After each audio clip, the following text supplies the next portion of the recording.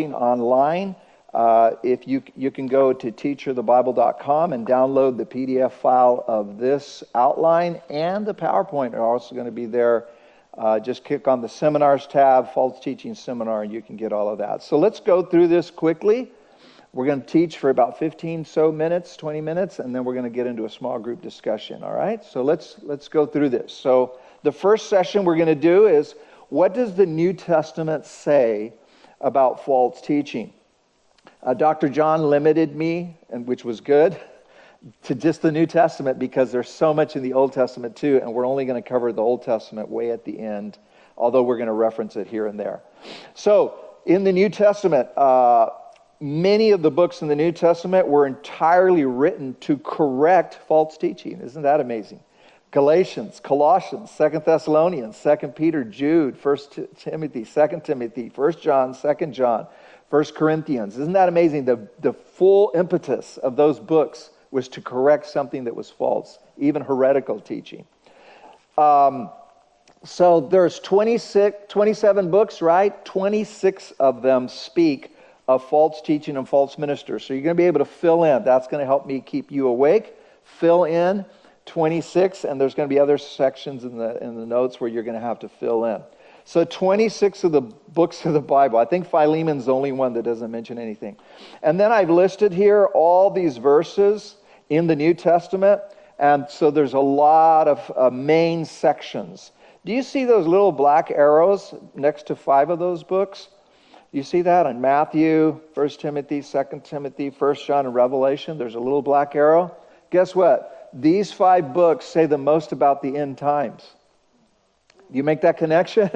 False teaching, end times. False teaching, end times. What did Jesus say? In the last days, we were going to have false prophets, false Christs coming to deceive people. Who are they? Well, Jesus said they're false prophets, false prophets, false prophets. Matthew, Mark, Luke. The Apostle John said false prophets. Books of Acts identifies Elymas as a false prophet. Jesus also called them false Christs. Jesus called them ferocious wolves, hirelings, people that are come in and they allow these wolves in.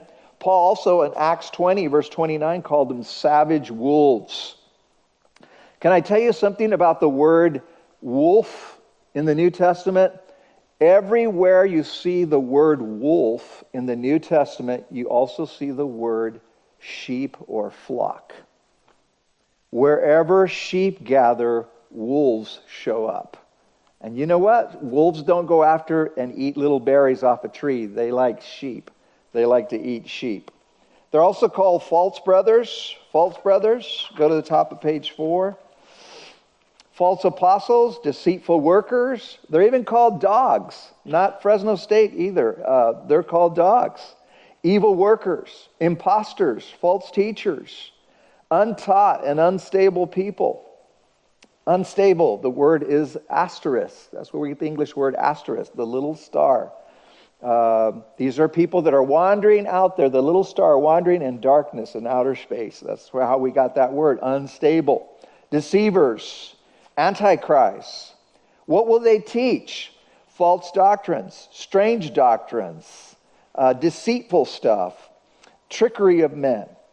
Jesus dealt with the false teaching in the 7 churches there in Revelation, right? The doctrine of Balaam, the doctrine of the Nicolaitans. He mentioned the doctrine of the Pharisees, the Sadducees. And when we were talking about the leaven, he says, hey, you got to watch out. I'm not talking about leaven. I'm talking about their doctrine. You got to watch out their doctrine. It's going to put you into bondage. Doctrines of demons in 1 Timothy 4:1. The teachings are doctrines of the commandments of men. The commandments and the doctrines of men. Commandments of men who turn from the truth. Fables, Paul said. Fables, godless myths, old wives' tales, Jewish fables. In 2 Timothy, he talks about their teaching will spread like cancer. The NIV correctly translates the Greek. Gangrena is the Greek word. Gangrena. It's where we get the word gangrene. How many know when you have gangrene, that's not a good thing? It's going to eat up parts of your body. So he says, can you imagine there's a teaching that's like cancer? It's like gangrene because they said the resurrection had already passed. Peter speaks of destructive heresies. Here's a favorite word of phrase of mine, they speak great swelling words of emptiness. What they teach is empty. Useless wranglings, vain philosophies, empty deceit, the spirit of error, the error of lawless men, the error of Balaam. We're going to talk about Balaam in a whole session, in the session number 7. False apostles and liars.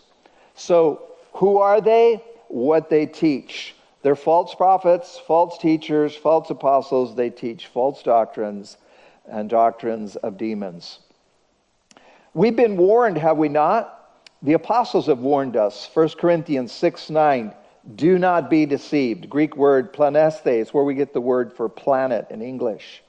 1 Corinthians 15, do not be deceived. Galatians 6, do not be deceived. James 1, do not be deceived. Same word all the time. Each one of these words here is in the imperative mode, which means we are being commanded not to be deceived. It's on you. Don't be deceived. And all of the verbs are passive, meaning that we're not the ones acting, but we're being acted upon. This false teaching is coming to you. You don't have to go look for false teaching. It'll come to you. It'll come to the theater near you. So let no one deceive you. 1 John 3:7. I wonder if we can say no one, all of us. No one. Let no one deceive you. The apostles have warned us. Jesus has warned us. You guys remember that famous statement here in Matthew 7. Beware of false prophets. You guys know that. They come in sheep's clothing. They're ravenous wolves. How can you detect them? By their fruit. Just look at their fruit. Let's look at the top of page 5. I told you I was going to go fast. We're going to get to the point. We're not going to beat around the bush. We're going to say what we need to say.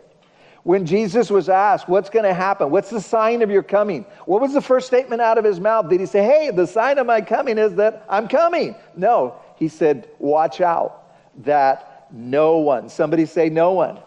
No one deceives you. First words out of his mouth in those last, you don't want to be deceived. Why? Many are coming. They're going to deceive many. Many false prophets are going to rise up, deceive many. Many false Christs, many false prophets, great signs and wonders, what? All to deceive. Isn't it interesting there in Matthew 24, the first few verses there, 6 times he uses the word many. Many false prophets, many people are going to be deceived. Not a few, not a little bit, but many, many, many, many, many. Guess what? You go to book of Revelation, and Jesus has to deal with false teaching in the churches in Revelation. And can I tell you, there's nothing new under the sun. He's still having to deal with false teaching in the church. And we see it a lot. I know that you guys have heard about it, read about it. I know that you guys are knowledgeable people. You know there's false teaching out there. So what did Jesus have to deal with? He had to deal with the doctrine of Balaam with one church. Another one, he had to deal with the doctrine of the Nicolaitans. Isn't that shocking? Jesus here in Revelation 2:15, he says, you have those there who they're holding on. In Greek, it's a word that means to hold on tightly. They're clinging to a doctrine, and Jesus says, which thing I hate. Is that an amazing statement? Jesus says there's Christians at this church holding on tightly to a doctrine, and I hate that doctrine. That is scary, is it not? Jesus is saying, I hate this doctrine, and we got Christians at this church that are holding on to it, and they won't let go.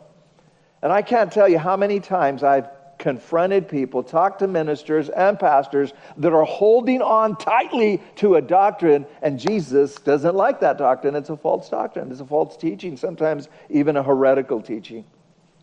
Also, he talked about the one where they tolerate, they permit that woman Jezebel to teach. And what does she do? At the end, she ends up seducing my servants. So the New Testament says a lot about false teaching.